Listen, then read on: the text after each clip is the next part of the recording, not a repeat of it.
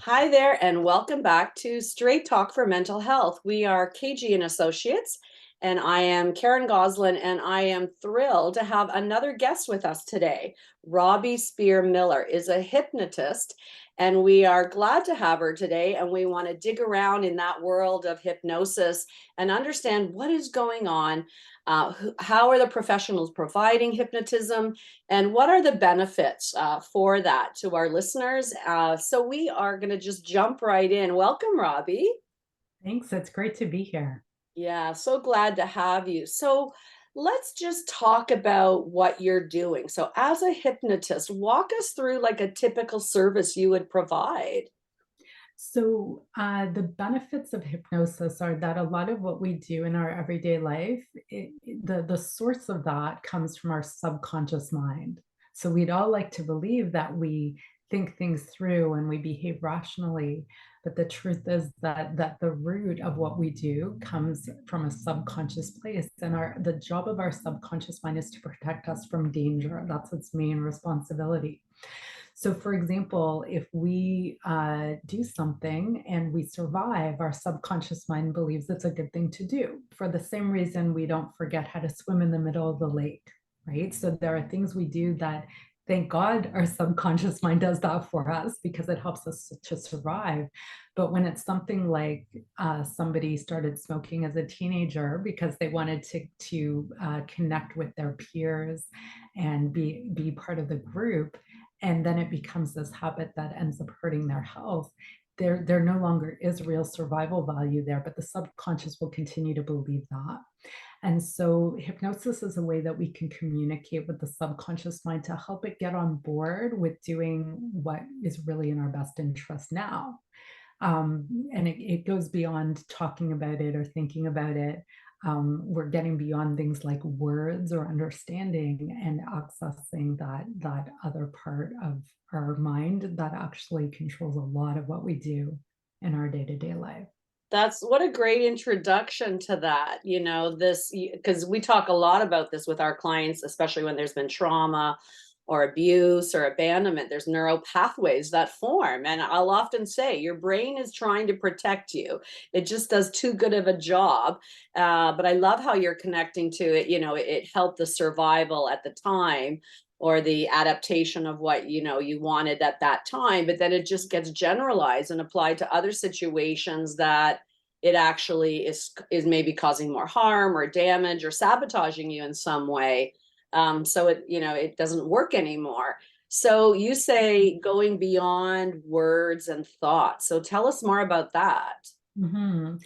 I have a colleague named Marion Wiest, and how she describes this, I think, is quite brilliant, where she talks about how with the old smartphones, you would have all these apps open and you didn't realize they were open on your smartphone, and your battery would drain really quickly and you didn't know why.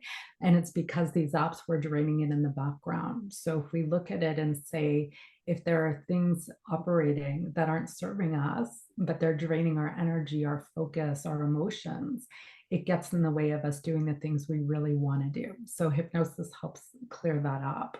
Wow, what an analogy. Yeah, I thought Use it was that. pretty brilliant. Yeah, so I'm stealing it from her. I know, why not? And now I'm going to steal it from you.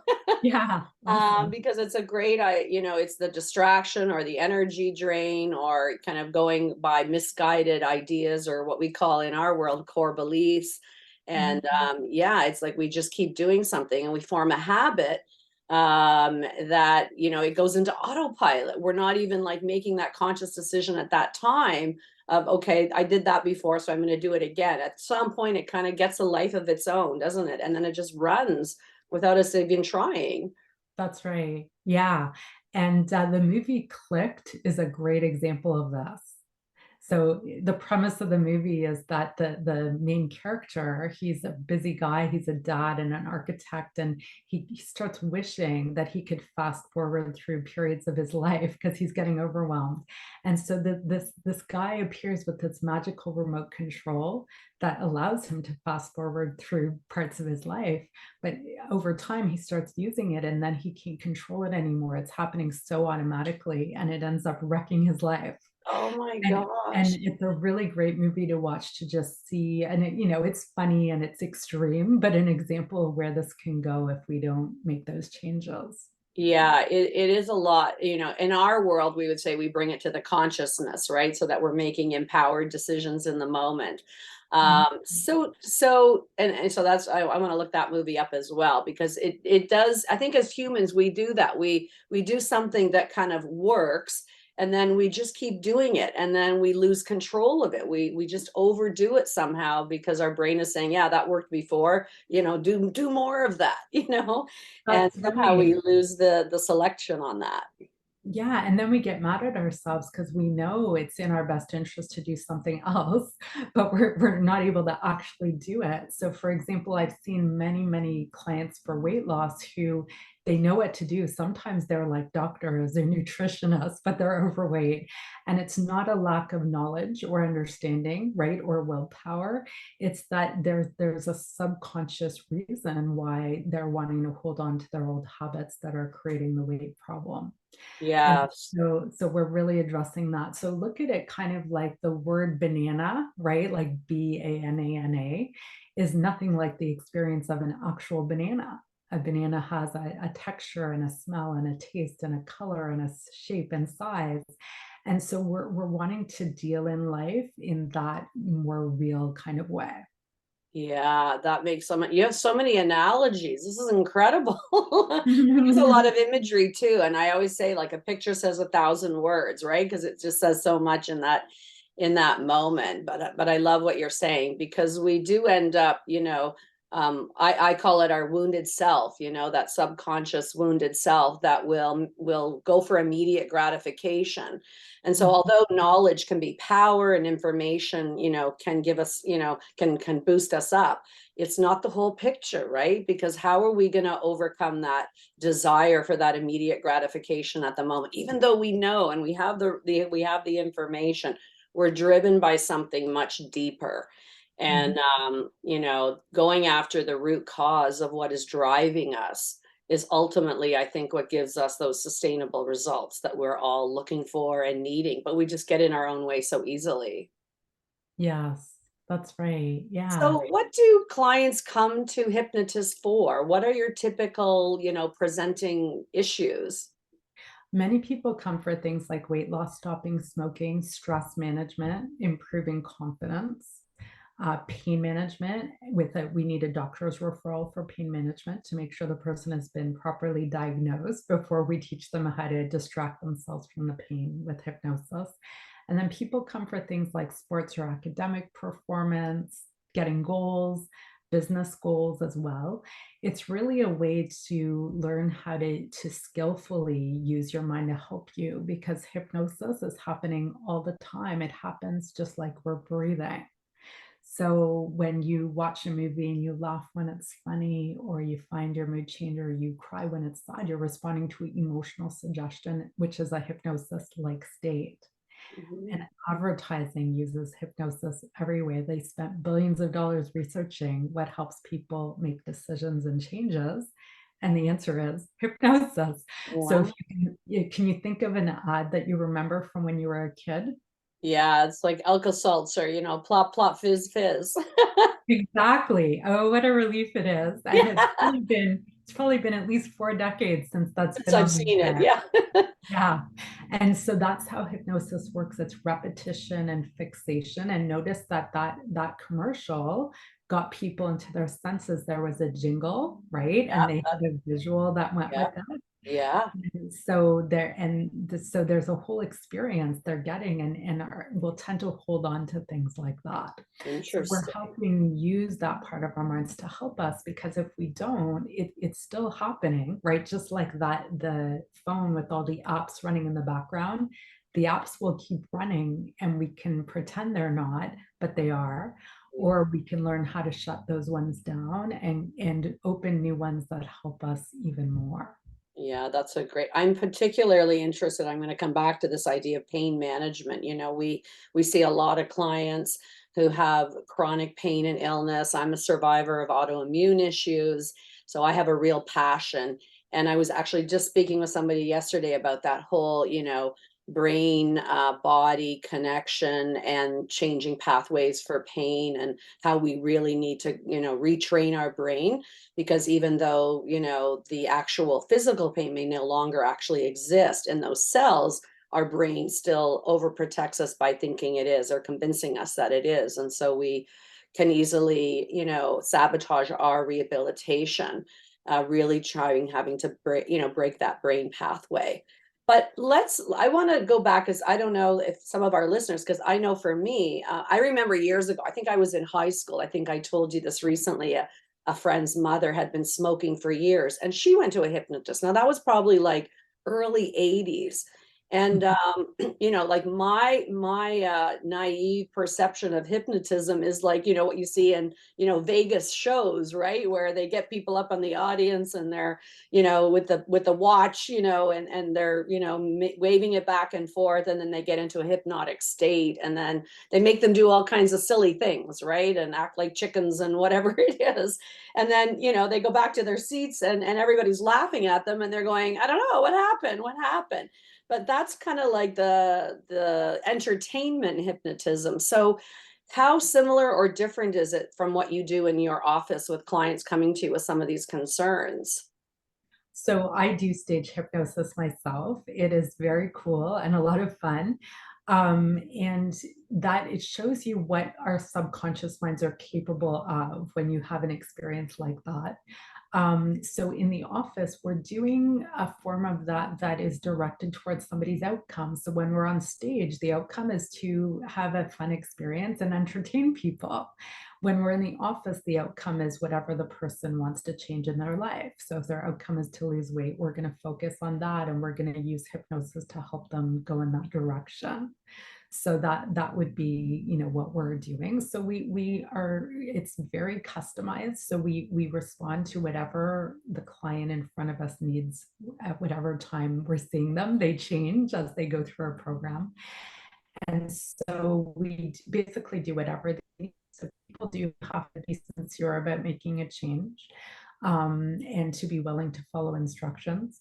I know some people sometimes see shows that and they're afraid of what they might do. Um, those are some common fears with hypnosis, but the truth is nobody can make you do anything you don't want to do. And at the office, our focus is on really helping people get results. So we're aligned. When the client comes in, their outcome is aligned with where we're focusing, because of course we want to help them get results too. So my belief is it's much scarier to keep the old situation that's hurting us than it is to be willing to follow somebody else's instructions so that our subconscious mind can discover a better way to handle life. So we screen people, we do a free consultation to see if this is a good fit for people. And when people are really sincere about changing, and we do many things to evaluate them at that time, then they're willing to go and do what it takes. And it's fun. Sometimes it can be uncomfortable because people are changing. So you've got to be willing to stay with it and take your change all the way to the end. Mm, So that's basically the approach we take, and really valuing people making the changes that they're asking for. Sometimes people can make excuses along the way or let themselves off the hook. So we do a lot of things to make sure people stay focused and that they're willing to follow through. Obviously, we can't do it for them. So each right, person has to really want to be there. They right. have to really want the change. And then we stay with them and do what it takes to get them there. Right. Yeah, our network signal was a little choppy there, but I think we got most of it out there. So I love the starting point of having that kind of like cohesive starting point for you and this and the client, that we all kind of like have this agreed upon platform almost, in terms of what we're trying to achieve together, and what the ultimate goal is to kind of align yourselves. And Mhm. then is it like a trance state that you have training in to help the clients get into while you're, I guess, and then once you're in that trance state, you can make some of those suggestions that you've already discussed fully with the client? It can be. We do a lot of different types of hypnosis with people. So that one of them is getting them into a typical trance. So sometimes it can be more meditative, and other times we do things that are more interesting in terms of hypnotic phenomena that people experience. And the thing that matters most is that the person wants to get their outcome and they're willing to participate in whatever way they need to get there. Yeah, I would So, imagine more than ever, like having that open mind, literally, yeah. in order to kind of connect with the process would be really, really critical. So you raised meditation. So let me just talk about that. Like, what is it similar? Is it different? What is the difference between hypnotism and meditation? Meditation is a form of hypnosis. So if we were to hook you up to a brainwave machine when you were meditating or when you were in hypnosis, the brainwave state would be within a similar range.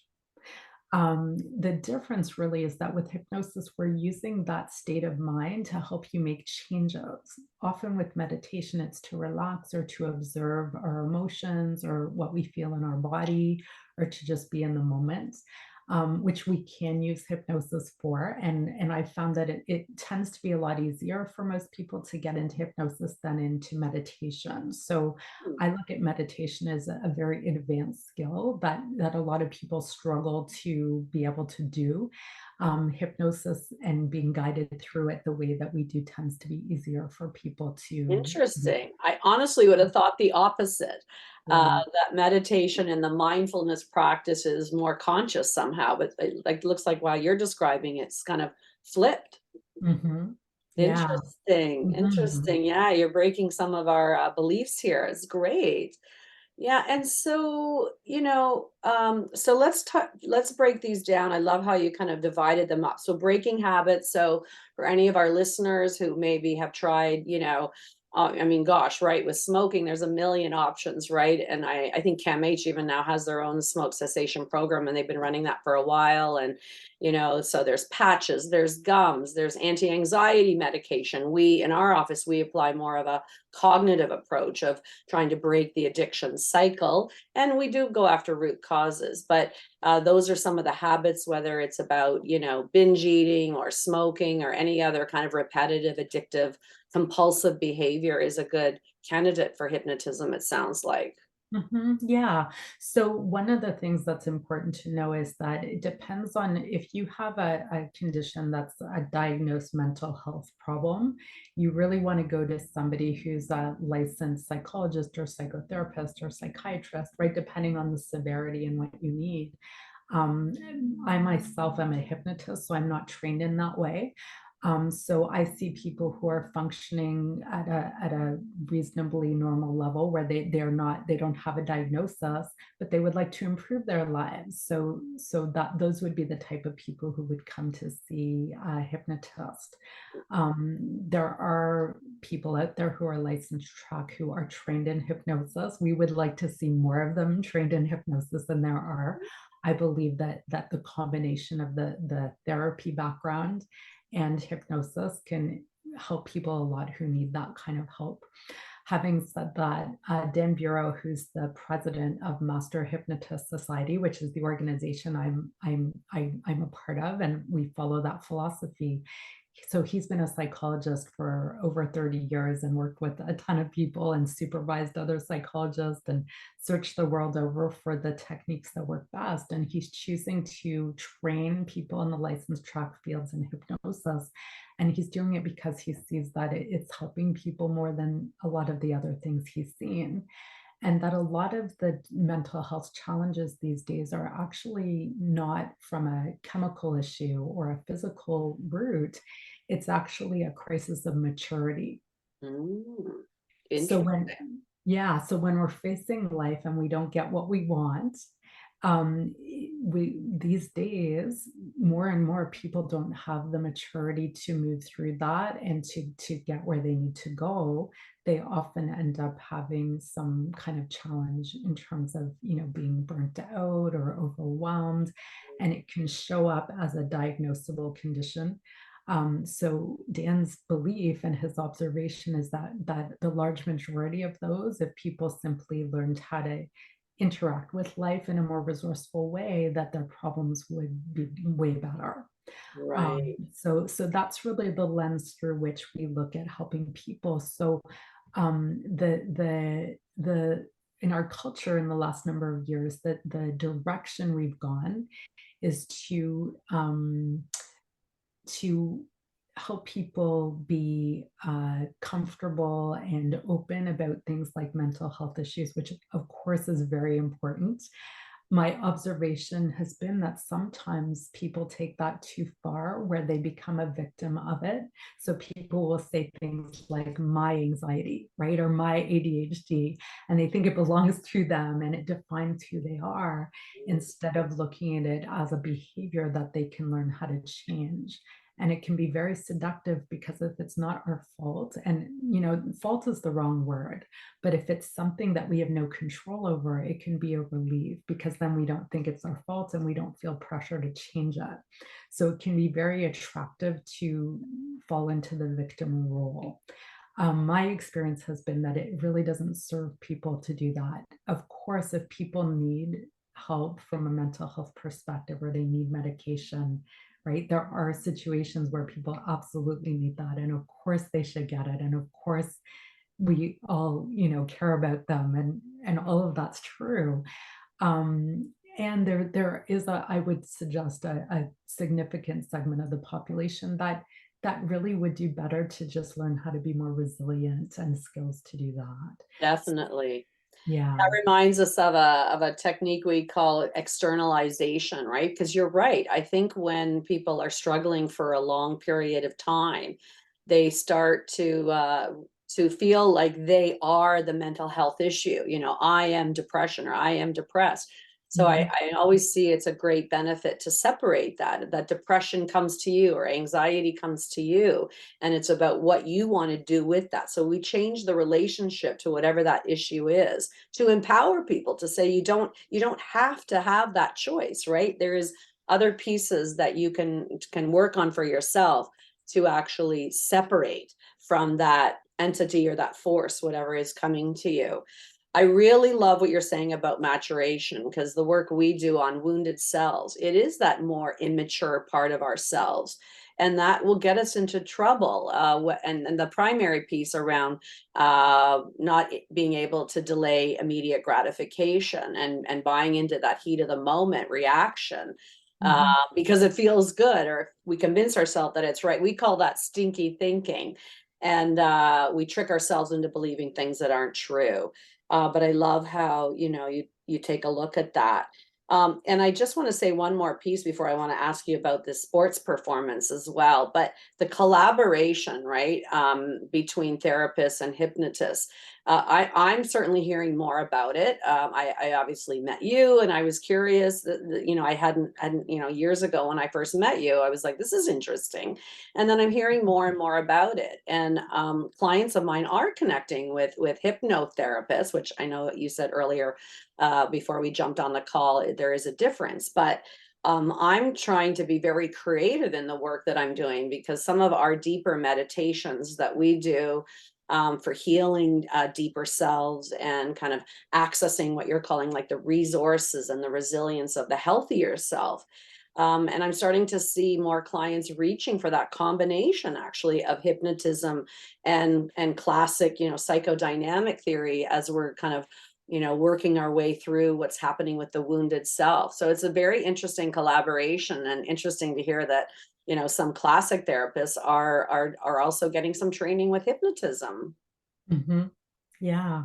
It's Yeah. an interesting overlap. So that's Yeah. great. I would love to see that happening more and more. I think that's very beneficial, whether it's the therapist learning hypnosis and adding it to their skill set, or working in collaboration with the hypnotist. I think that that's really in the best interest of the client. And Yeah, I yeah. Yeah, I think there's more and more acceptance. I know years ago I had a student who was a social worker, and so she trained to be a hypnotist, and she said that she felt it was a therapist's obligation to learn how to use this, Mm. because she realized that it could help people in ways that the tools she had couldn't, and that it is an ethical obligation to help people use whatever is available to you. to help people as much as you can. And she had a lot of resistance from the therapy community around that at that time. This was probably about, I'm going to say 5 or 6 years ago. My Yeah. hope is that the view has changed. My hope, I'm not sure. But I would like to see more and more therapists be curious and open to what hypnosis Yeah, is yeah, really. because that's not that long ago, and I'm getting great feedback from my clients who are finding a way to combine it. And it's not part of my tool set yet, but yeah, it's an interesting thought because I think yeah, we do have a responsibility to provide those skills or apply those skills with our clients towards a good end. So, but yeah, the feedback I'm getting so far from clients is that they are getting it. They are seeing the overlap, they're seeing how one complements the other. The feedback I'm getting is that clients are seeing the work that we're doing is helping with the hypnotism, and some of the breakthroughs that they're getting through the hypnotism is circling back and kind of helping solidify some of the work that we've been doing. So it's a cool relationship. So it's very timely that we're having this conversation. And yeah, I think we need to kind of open our minds up to, what can be helpful, and maybe not, one skill set fits all. We have to really be flexible. Yes, I completely agree. And not everything is right for everybody. That's So right. we Yeah. want to just find what works. Yeah, exactly. So let's go into that second piece that you talked about, sports performance. That's something I had no idea you did. So tell us more. Yeah. So with things like sports performance and really look at it like performance in general in life, right? So we could take sports as an example. When an athlete's really in the zone, right? In sports they call it the zone where somebody's just responding and they're bringing just the right amount of tension and they're taking everything in a way where it just comes together. And most people who've played sports have had at least glimmers of that in their experience. Other people, maybe if you've done art or music or some Mm. other achievement, most people have had some experience of that in their life.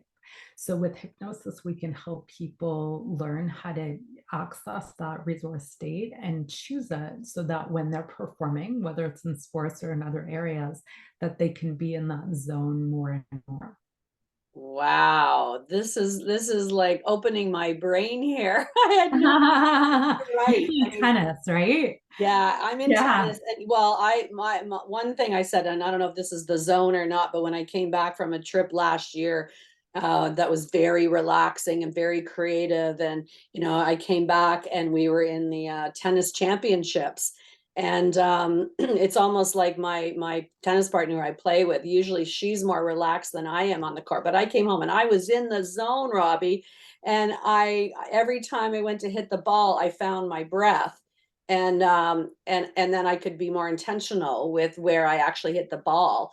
And it's like I said to somebody recently, I said the ball was still coming across the net at the same speed as it was before, but all of a sudden I had time to breathe before I actually executed my shot, and we made it to the final. So that was great. So that's the zone.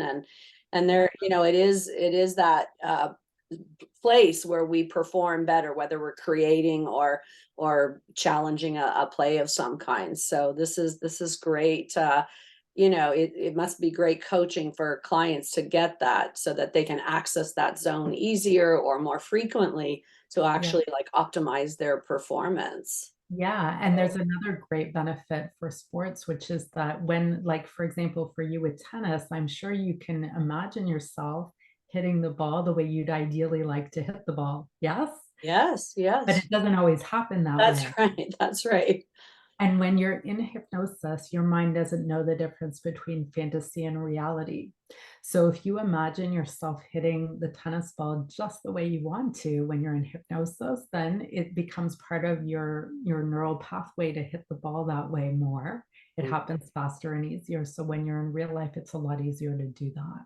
Right. Wow. Interesting. That's great. We Mhm. just have a couple of minutes left. And if you just want to make a couple of comments as we wrap up here about pain management, as I mentioned earlier, it is a big part of the work that we do. I'm very passionate about this. And, the medical system is overloaded.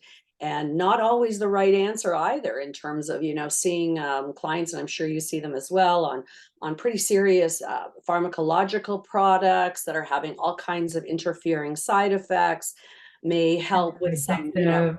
yeah, addicted, Yeah. exactly, Mhm. and kind of maybe getting some interim relief, but actually doesn't go after root causes or break that pain pathway.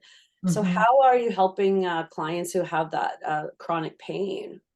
So with pain management, there are really there are three main things to look at. One is that when we are perceiving pain, what happens is that our body sends a signal to our brain that says I'm in pain, and the brain interprets that signal and sends a signal back to that area of the body. So there's a feedback loop.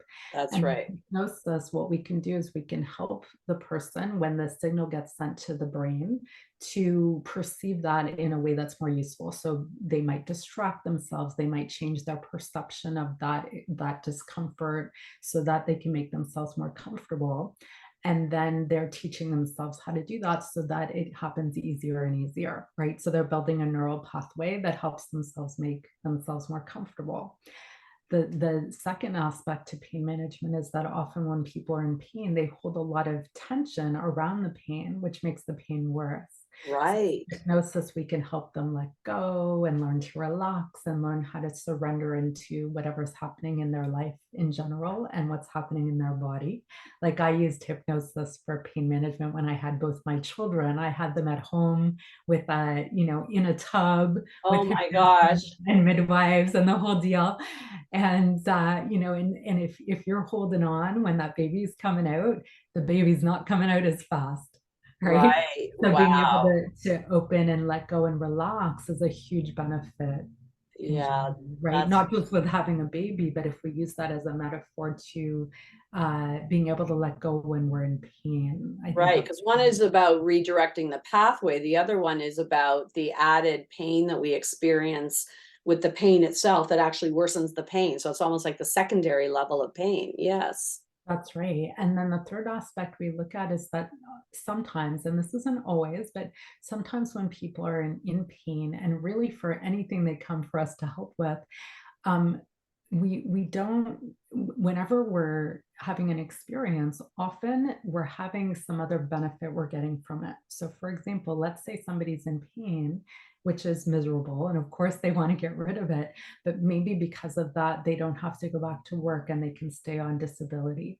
Or maybe because of it, their family spends more time with them, Mm, right? So we can get benefits from it accidentally, not on purpose, but right. subconsciously our mind is going, "Oh, this is a good thing," and wants to hold on to it. So we really look at are there things like that we need to help this person resolve? Because if we don't resolve them, we can teach them all the techniques to feel more comfortable and relaxed, and they're going to put it back because their subconscious mind will believe it's in their best interest to. Right. I love the holistic approach of that and all the layers of it, right? So it's not just the neural pathway. It's about the additional pain we experience when we have pain. And then, yeah, all of the secondary or tertiary benefits that reinforces almost our relationship to the pain, because we start to have, other positive experiences that almost kind of condition us to stay in that pain place. So that's great idea to have that holistic approach of always, of looking at the different layers that are involved. Well, Mhm. thank you so much, Robbie. That's been great information. I know I learned more than when you and I have talked previously. I learned more today in listening to you and hearing all of the different approaches and the target populations that you can serve. So, thank you again for coming on. And maybe for our listeners, why don't you let them know how they can contact you if they're interested in connecting? Absolutely. So I do have a podcast called the Hypnosis Show podcast, available on all your podcast platforms and on my website, which is hypnosistrainingcanada.com. I do a lot of group hypnosis training. So whether people want to change themselves or help their family or friends, or they're interested in doing this professionally, right? So it could be somebody who's a therapist who wants to learn hypnosis, or Right. it could be somebody who wants to become a hypnotist and build a business doing that. So many people come for classes. I personally see a very, very small number of one-on-one clients. I have a whole network of clinics that have trained in the Master Hypnotist Society system. There are many in the Greater Toronto area, which I know you're in. Right. So if you go to the hypnosistrainingcanada.com website, there is a directory of hypnosis clinics that you can connect with for help. That's great. And if they want to connect directly with you, how would they find you? So they can connect with me at hypnosistrainingcanada.com, Okay, or you can call 905-802-7955. That's my direct cell phone number, that's or great. 800-971-5774 to reach the receptionist to get in touch with me. Perfect. Thanks, Robbie. So, yeah, listeners out there, whether you're a therapist, helping professionals that want to add to your toolkit, or a client looking for service on any of those areas that you've described today. So, thank you for listening. We, again, are KG and Associates. You can reach us at KarenRSW.com. My direct email at KarenRSW@yahoo.ca, or our direct number, 647-985-0633.